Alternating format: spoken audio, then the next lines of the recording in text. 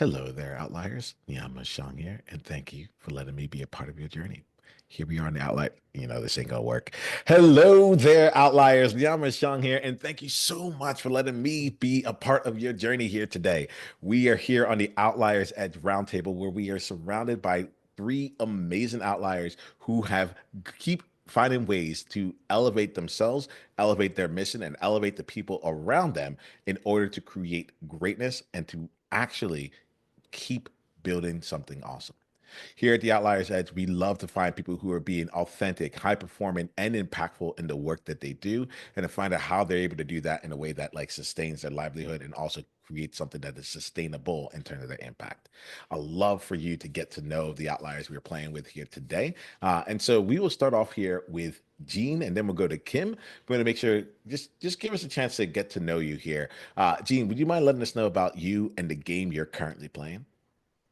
So my podcast is a bit of a passion project and not so much of a revenue generator. It started 5 or 6 years ago. It's called Bipolar Beatdown. I'm diagnosed with bipolar disorder, have been for 30 plus years, and we've got about 6 episodes up, so we're nearing a first full season. And what happened was I was told to do a competitive analysis of other podcasts that deal with bipolar disorder, and I found 30 or more. But what I didn't find was an approach that was scholastic and journalistic. I found a lot of really good podcasts, but most of them conversational. Most of them were people sort of sharing their journeys. But what I wanted to do was bring into that space an opportunity to be a bit more a bit more, as I said before, scholastic and journalistic, a bit more technical, to give people something to really chew on rather than simply being a chat. Oh, I love this here, Gene. I love this component of like everyone else is doing something. You found there's other examples of it, and you're like, this thing was missing, and I want to do it my like I'm gonna bring my way into that as well. And I'm gonna be the person that actually adds to it. Like, oh, what a way to get started. Outliers. If you're looking out there and you're like, why isn't this thing out there? It's because you haven't done it yet. Let's play with that here as we Can go I on. say Thank you. something? Yeah, Can I say introduce something? yourself. Introduce yourself Can I first, so we know who you are. Introduce yourself first, and say then go ahead Chief and Lady jump in. Kathy? Hi. Um, Greg, Jean, right? Um, here, I'm in Jacksonville, Florida. I don't know. Where do you live? I'm in Boston. Okay. So there's a show in Jacksonville, Florida on Piedmont I stream called Ray Donovan. Not sure if you've watched it or not, but on Ray Donovan, I love the show because he has a character, and the character, it does not have bipolar, but he portrays an actor that has bipolar. So Mhm. he is able to act all through the whole episodes with bipolar. And have you ever seen that? I have not seen it. Sorry. Okay, so that is a must see if you get time to stream with that Ray Donovan. It's a little rough because Ray Donovan is a thug, but when he gets, he's a tall, good-looking Italian man. He's a thug, but his brother, he cared for his family, and he's just the leader of the pack there. But the brother has bipolar, and he's a boxer. So, he boxed his way, he put the plant something in his brain, the bipolar they claim left, and then he fought so much that the bipolar came back. So it's very interesting how they played with those scenarios. I just want to share that with you. Have you seen Ray So, Donovan, Kim? so yeah, Okay. so yeah, so you're the only one that's here, but there may be other outliers that have watched it here. I like thank you for bringing you in. Like since you started talking, let's bring you in here. Let's give people a chance to get to know you, Chief Lady Kathy. Tell us about you and the game that you play, and then we'll go over to you, Kim. Well, I am a survivor of autoimmune system called lupus. So I've had lupus now since I'm 50. I'm now 67, almost going on 70. But I have a yearly walk, and a lot of people come out from the community, and they walk for lupus. And we have t-shirts that we offer the community, mugs that we offer the community, and support that we offer the community. And most people call me for support to ask me about herbalistic things that I have used and what works and what doesn't work. Because a lot of this stuff, I try to be holistic as possible. So that's my game that I bring, along with my ancestors that I also work with throughout the community. I go to the ocean and I do celebrate my ancestors that came before me, and that is also the game that I bring. Okay. Any questions? I'm here. Oh, we're gonna have lots of questions. We're gonna have lots of questions to that. So I appreciate it. I'm glad that you're here. Thank you for being here. Kim, let's come to you. Okay, I am Kim Gross. And so what I have is what I call my masks off mission. And the reason I call it the masks off mission is because that's the name of my podcast, Masks Off for People Pleasers and Perfectionists.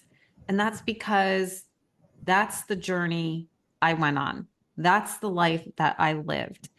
And as a recovering people pleaser, I also I have an autoimmune disease called Sjogren's disease. And when my kids were 5 and 2, as a young mom, is when I was diagnosed. And a people pleaser has a really, really hard time putting herself first. Everyone comes ahead of a people pleaser. And setting boundaries is really hard. Having self-care is extremely hard. So when I had this 5 and 2-year-old and I couldn't get off the couch, I knew I needed to start doing something different in my life. That was 18 years ago. And I have been healing ever since. I started my podcast 4.5 years ago, initially as a hobby. It was during COVID. It was like a friend of mine and I co-hosted together, and we just recorded our conversations. And then about 2 years ago, I went solo because I wanted to be more purposeful with the podcast, because I really wanted to help others who are wearing these masks and covering up their true selves. And so my mission in the world is to help people realize their inherent worth, that they are worthy and they matter just because they were freaking born. And so many of us go throughout life wearing a mask, hiding who we truly are because we're afraid of being rejected. We're afraid of abandonment. We're afraid of being ostracized. So we pretend to be someone who we're not. And my mission is to help as many people to remove the masks so they can be their true selves, have the life they desire, have more meaningful relationships, and have better health. So that's what I do. Sounds good. Thank you, Rose.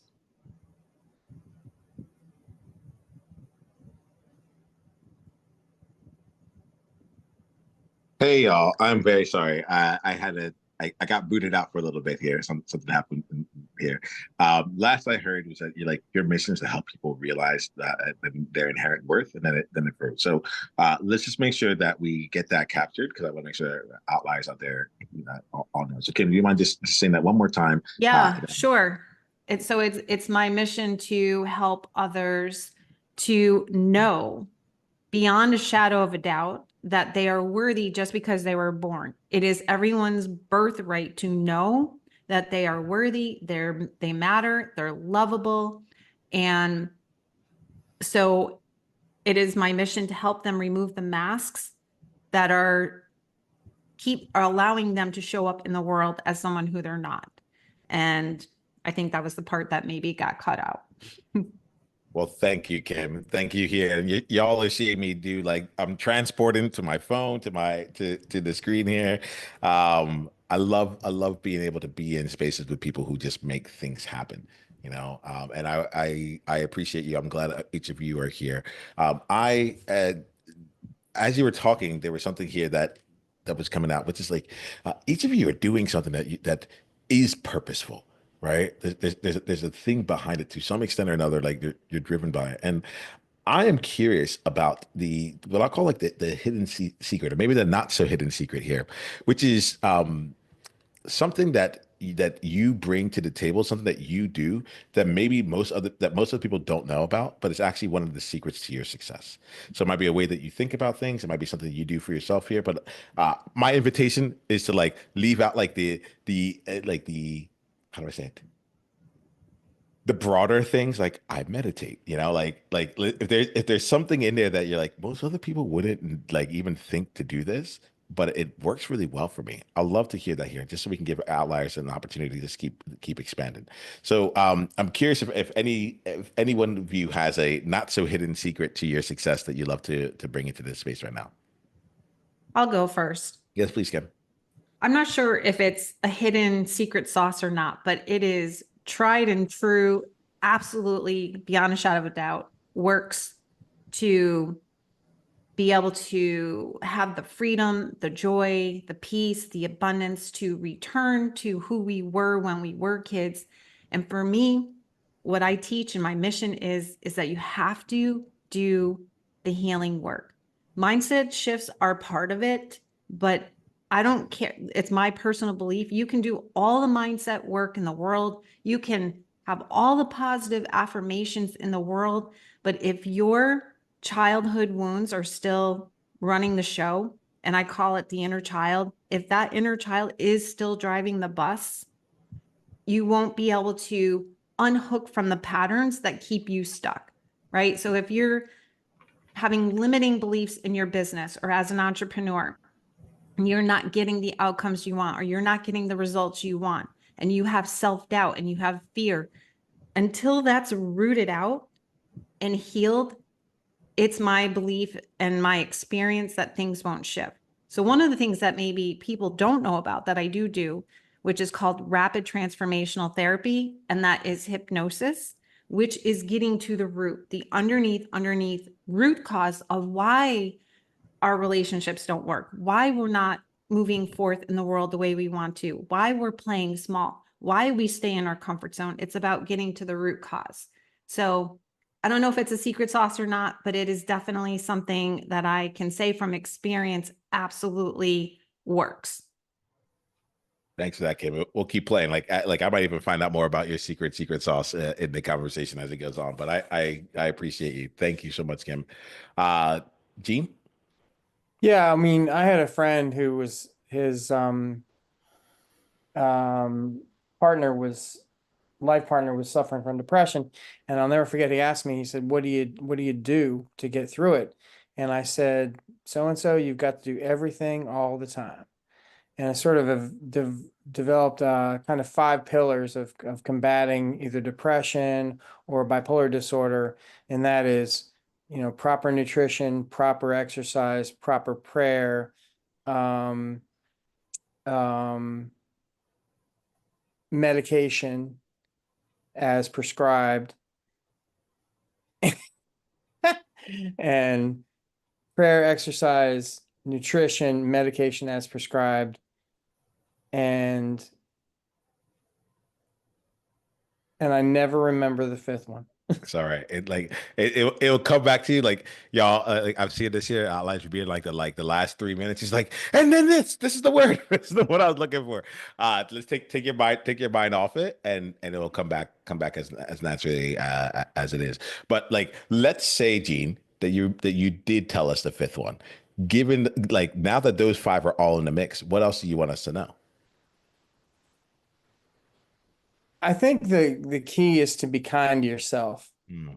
I think one of the real challenges of living with this disorder is it's very easy to beat yourself up.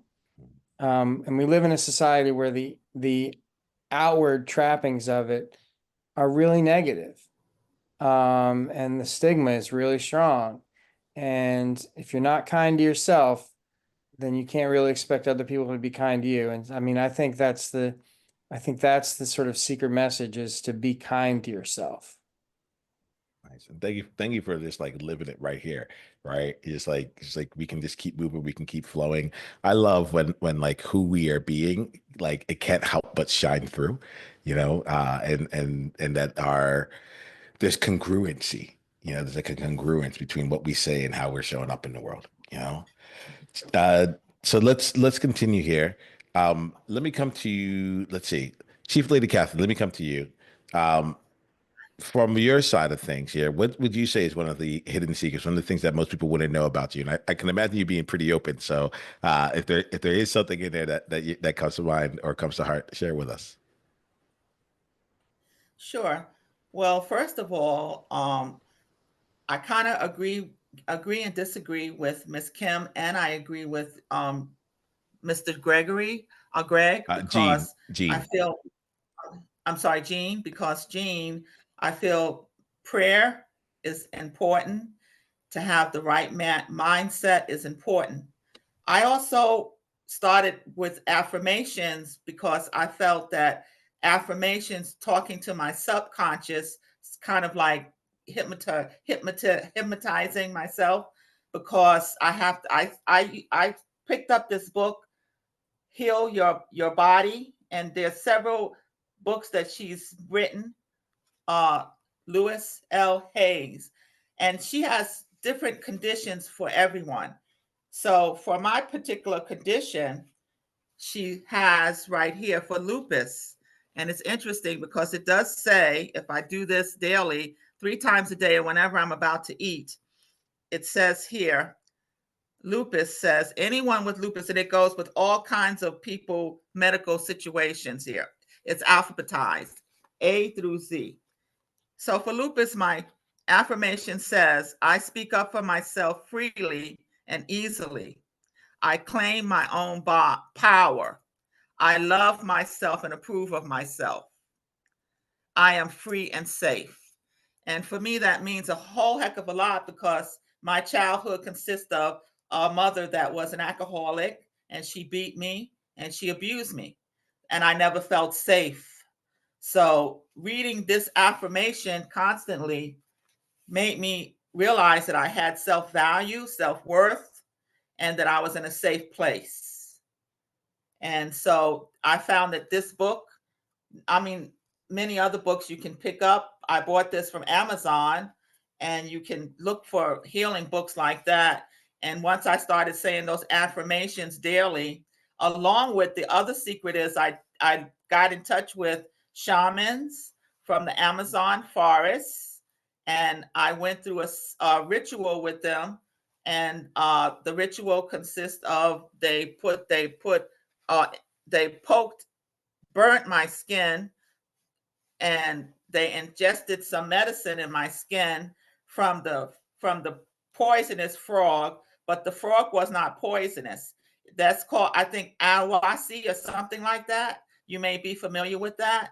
And it purged my body. It took out all kind of toxic toxic metals and whatever was in my body. It took out everything, and it purged my body that I had to throw up. I constantly threw up for probably 10 minutes, constantly throwing up while I went through this transformation. And then at that point, I meditated with them. They played the Amazon drums while I was in the ceremony. There's more people in the room, but I was just in the room that particular day. And after I did that purge and that ceremony with the shamans, I feel that my whole body did a transformation. So I like this element of transformation, and seeing how things go, where it's like you're doing something, you're trying something different, and you're continuing to allow yourself to grow. And I'm going to come over to, I'll start off with Kim on this one here. Kim, I want to get into that place of like doing something different. So tell me about here. It's gonna be a little bit of a different question, but what's a risk that you regret not taking, and how has that decision shaped your path? What's a risk that you regret not taking, and how has that decision shaped you? I love this question because little bit of a backstory. About 8 months ago, I had a guest on my podcast, and he was telling me about a ritual that he does every night before going to bed. He says as soon as he puts his head down on the pillow, he'll say to himself, if this were my last day on this earth, if I didn't wake up tomorrow, is there anything that I would regret? And so I loved that. And so I started to do that for myself every night for the last 8 or 9 months, because it gives me the opportunity to really question, am I living my life fully? Is there anything that I still am holding on to that I would regret if this were my last day? And I can say that I have very few at this point, really, if anything. But if I didn't do the work to heal myself, to be able to take off my mask and be my true self, be fully who I am, writing this book where I am so vulnerable in the book, I share such personal stories, and I really take off my mask in a huge way, letting the world know who I truly am, talking about my pain, talking about the trauma and all that I went through. Had I not done that, and had I not started to share and show my true authentic self, I would say that's a huge regret, because then the world would never get to know who I am truly. My relationships with my young adult children wouldn't be what it is today if I didn't start taking off the mask. My relationship with my husband would not have transformed into where it is today had I not started to be my true self. And not only that, but my relationship with myself, connecting with myself by being able to be my true self. Before that, I was dealing with anxiety. I was dealing with depression. I was numbing all the time with food or Netflix or my phone or a glass of wine. And just because I was so cut off from my true self. So had I not gone through all that, those would be huge regrets. I can honestly sit here today and tell you that every night for the last 9 months, I've been asking myself that question. Do I have any regrets? And there's nothing coming up. And that's Nice. being very transparent and honest as I can be. Thank you for that, Kim. I appreciate playing with that way there, and we'll keep expanding on that as it goes along. Gene, I'm curious for you. Like, what's a risk that you regret not taking, and how's that shape things for you? So my pattern of production has been, number one, it's been slow, and I feel like I only produce episodes when I'm really in an elevated state. And I wish that I had the strength and found the strength to just set parameters and say, this is going to be a bi-monthly, or this is going to be a monthly podcast, and I'm going to do it regardless, like brushing your teeth. Like, I'm just going to make it something more regimented. I feel like I would have been obviously more productive, but I also would have found a way to produce in those times when I was low, when I was suffering with depression, and maybe have produced in a way that pulled me out of that depression, in a way that, gave me a reward and a bump. And so that's what I regret. It's like, it's always in the sort of manic moments when I can produce and then, be red hot and really rocking along, and not in those dips. I mean, that's what I regret. It's not plowing through. I really appreciate hearing that here, because when as you're talking, it's getting me thinking here, where it's like the way that the question is formed is like, what is a one risk? And part of what I think I'm hearing from you is like, I wish I had created riskier like experiences. I wish I'd created an environment where there could have been more risk involved, so that I could have become like the productivity there, but you also learn, how do I actually produce on these days as well. And I kind of want to put that out there for us outliers, because one of the things that I believe in with even just doing this podcast is just to like free ourselves from like having how it has to be, or when, like, if it's only the best or whatever it is, right? Y'all are going to experience me losing internet service, coming onto my phone, and then coming back in here. And I don't cut anything out. I don't do any of these edits here, because I'm like, I just want y'all to see what's real, and to know that, like, hey, look, if you're still listening, it didn't mean anything to you. Like that wasn't the important part. The important part was, how good was the conversation, or whatever else. Y'all can send me a message and let me know what was actually important and not. But it's like, I think that's really quite a phenomenal way of thinking about it. It's like, how can I create an opportunity for more risk, and have that be the container, so that I can learn and grow through that. So thank you, Gene. Hopefully I didn't like skew what you said too much. Does it feel like it's still in alignment? Yeah, I think that's accurate. Yeah. Okay. Thank you. Thank you there. Chief Lady Kathy, is there anything else that you want to like build on here in terms of a risk you regret not taking? I'm not a risk taker. I don't Yeah. gamble. I'm straightforward. I'm a straight shooter. I tell people the way it is. I tell people what I see in tarot cards. I talk straight. I don't regret anything. I'm not a risk taker. I don't do any drugs. I don't drink. I don't smoke. I'm just a straight shoot. It is what it is. I am who you see. I let people know who I am. This is it. Nice. Straight shooter. Nice. No risks. Nice. Drama Drama free. free. All right, let's stay with that then. You know, there's a thing here that I'm interested in. I appreciate you all just playing here. Um, I have a lot of times, myself included, where I talk to actuaries and like we end up hitting some kind of like to borrow the term from Gay Hendricks with his upper limit, right? We go through and we're creating success, and then we somehow find some way to self-sabotage. For me, a lot of times it comes out to like looking at a new option rather than just like staying with what I'm doing and figuring out how to make that work, right? I'm curious for you all here, like to help make this real for outliers out here, just to kind of like even like see like what they might be doing for themselves that might be getting in their way. So if you're open to sharing here, what's one of the most like self-sabotaging things that you've done right before like achieving something great? What's something where you're like, oh man, like I was here and I took myself out of the game. You know, Chief Lady Kathy, is there anything that comes to you? And then after that, I'd like to go to you, Kim, if there's anything that Well, you're resonates. trying to put me on the spot, but you have to remember I'm more of a spiritual person. So before Yeah. I do anything, I'm going to do a spiritual consulting.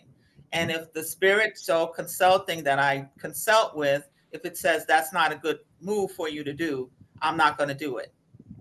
So that's why I'm not going to walk down the wrong path, really, because I'm being guided spiritually by my orishas and my ancestors.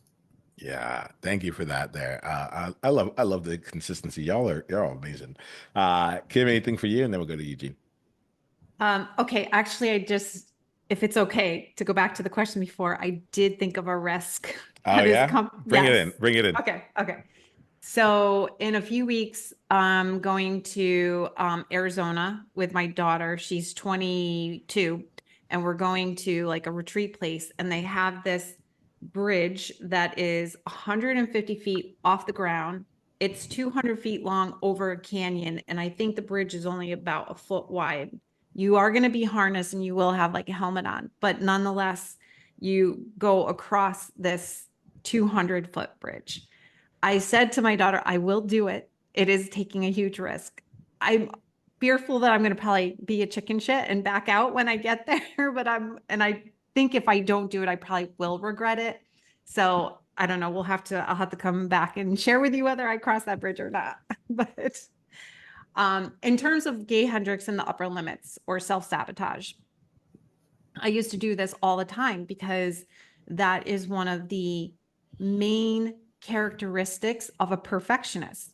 A perfectionist will, and people don't often realize this about perfectionism, but there's this level of playing small and staying in your comfort zone, because the fear is if I take the risk and I step outside of my comfort zone, then I might fail, or I might be judged, or I might be embarrassed or ridiculed. So if I play it safe, then I don't have to, the belief is, then I don't have to put myself out there. So I would do this often. I would fall into the role of being a stay-at-home mom, or I can't do A, B, and Z until my kids are grown and out of the house. I can't write my book because blah, blah, blah. I can't make it big with my podcast because of da, da, da, da, da. Or who am I to think that I can invite Mel Robbins to be on my podcast or Lewis House to be on my podcast? There's all of these thoughts of the imposter syndrome. Who am I? That kept me playing in the background. So that's how, and then you just keep on doing the work on healing the mindset shifts until you reach that upper limit and be able to say, okay, now I'm going to take that step forward. I have reached out to Mel Robbins' team. Did I get a response? No. But does that mean that I'm unworthy? or I'm not good enough to have her on mine or me be on hers. No, it doesn't mean that. It means I just have to keep staying the course until that happens. So I don't know if that answers your question, but Oh, it definitely does. It definitely yeah. does. Like, I think that y'all find this with me here, which is like, I'm actually just more interested in the conversation. I want to see how y'all think through things, right? And just the element of how you keep like growing, how you keep growing, how you keep challenging yourself, how you keep like showing up for yourselves and for others, like really openly. So I'll put the question out there, but I love how like I get really curious about like how you answer. Like Chief Lady Kathy, I love how you're like the answer was in your process. You're like I check in, So like this happened. I'm like, whoa. Like I had no clue that would be how the answer. It doesn't feel it's not it was unexpected, not surprising, you know.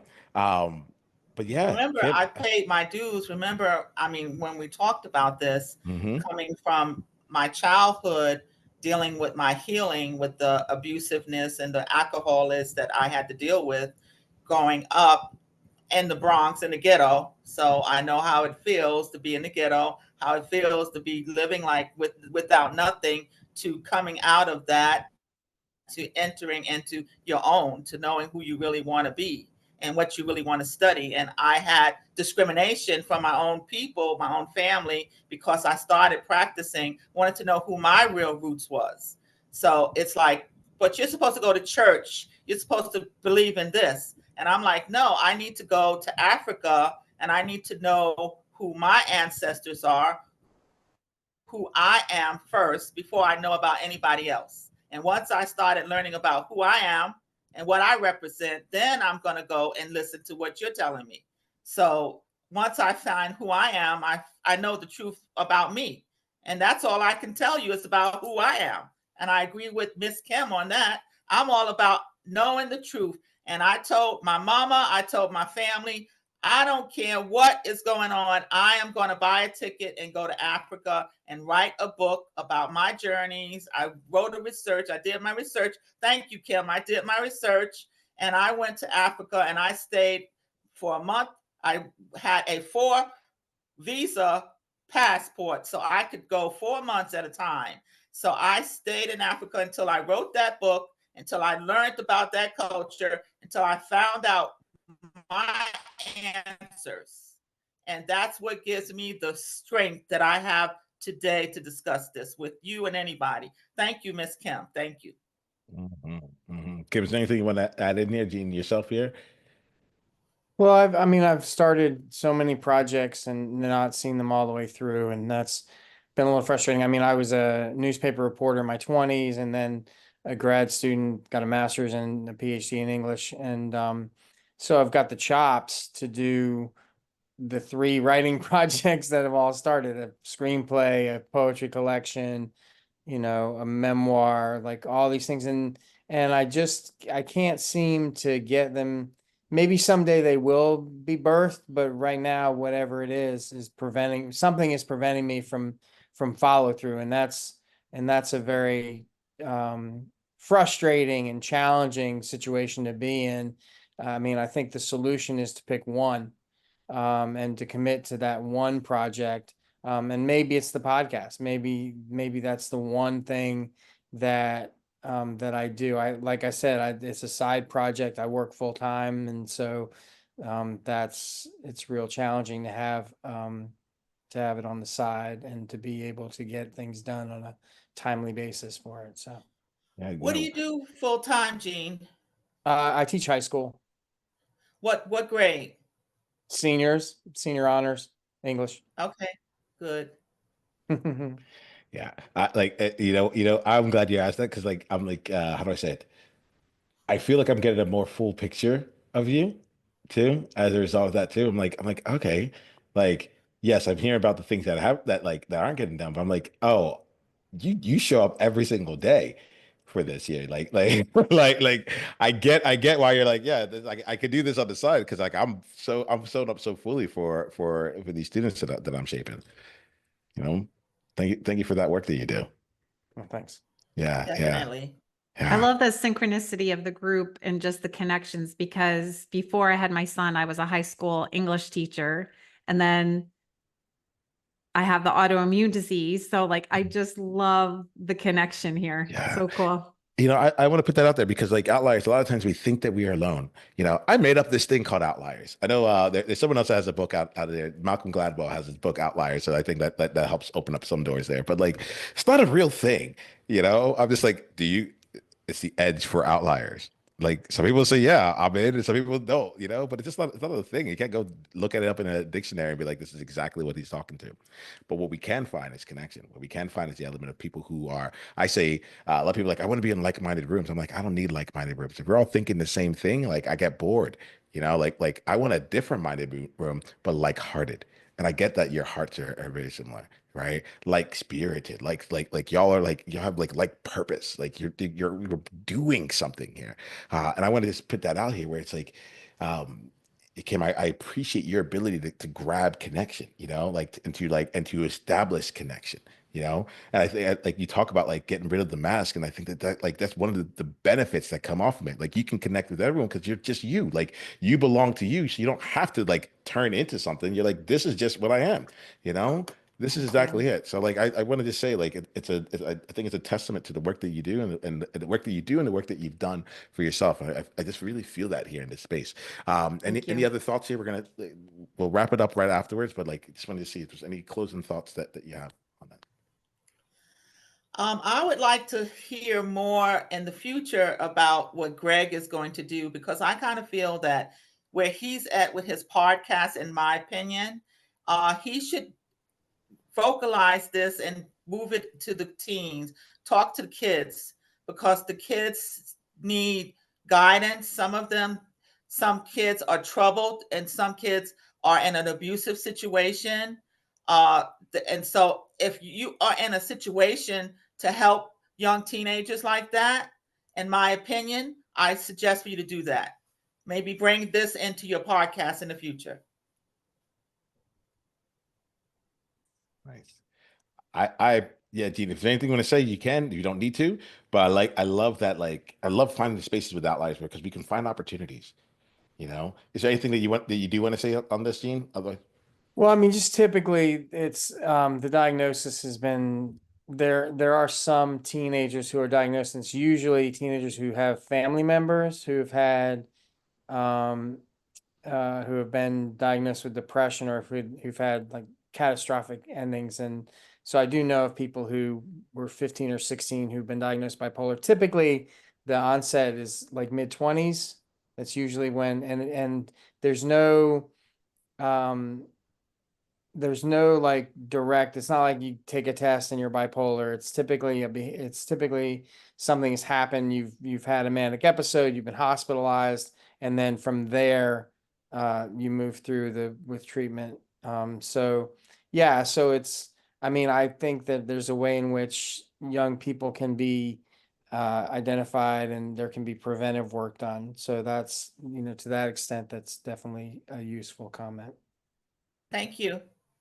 thank you all here. Like, one of the things I love here is just like it's like being forthcoming with your gifts, being forthcoming with the things that you see, being forthcoming overall with your being. Y'all, this has been a really fun conversation. I very much appreciate each and every one of you. What we're gonna do here is we're gonna wrap up the conversation. I want to make sure that outliers have a way to continue down the journey with you. Before I do that, I do have a request of any outlier that's listening to this, which is like if this message, if this episode, if this conversation, any part of it has struck you in some way where you're like, oh. I love that. Whatever just happened there. Do me a favor. Go and tell one person in your life who you think would benefit from this about this episode. Just share them. Share the link over with them. You can put this all over your social media, but like my main thing is like if you get one person and you send a heartfelt, real message to them about why this episode in particular called to you and why you thought about them, that will go even more far. You know, and so know that you're not alone. And if you can share this with someone else here who might be feeling like they'd love to be a part of a conversation like this, please go ahead and do so. Now, in a bit here, I want to make sure that everyone here has an opportunity to let outliers know how they can continue. And I'm going to actually flip that question around because I just don't like the framing of it. in a bit here, I want to give Outliers an opportunity to continue down the journey with you, and to keep like exploring and expanding who they are through the worlds that y'all are creating. And so the way I like to do this here is to have us each share an insight that we got from this conversation. An insight being something for us that changed our perspective, a takeaway for us. It's different than an outsight, which is something for them. All right, this is for us, but it's something that you picked up about yourself as a result of this. And then share your insight, and then go ahead and share how people can continue down the journey or deepen the journey with you. All right. Why don't we start over with Kim, then we'll go to Gene. I think one insight that I took was actually from what Gene said about his podcast in terms of having more information rather than just the conversation, like trying to bring in the more technical and intellectual piece of it. So I love that a lot. The way that others can follow me on my journey is to be able to pick up a copy of my book that's coming out very soon on the 15th, because that journey just in my book, shares where I went from people pleasing and perfectionism to being powerful. And everything is really just on my website. It's kimgrosscoaching.com. I have a quiz on there, people pleaser and perfectionist quiz. I have my podcast on there, and my book is going to be on there. So that's the best place. Nice, nice, nice. And here's the thing, Outliers. I don't know when you're listening to this. You might be in the future. That book is probably already sitting there right now. Go grab it. Make something happen for you. All right. Awesome. Thank you so much, Kim. Thank you so much for sharing your Thank experience you. here. Gene, let us know your insight and then how we can continue down the journey with you. I like this insight about the when you put your head on your pillow every night. That was very powerful kind of image for me, and something that I'm not doing that I definitely could do. And it's to make, I think the notion behind that is one of accountability. Make yourself accountable every day to do something worthwhile. And I like that. As far as finding me, for whatever reason, I have a Spotify problem. It doesn't work on Spotify. They haven't like, I use really good, software and for whatever, but everybody else, iTunes,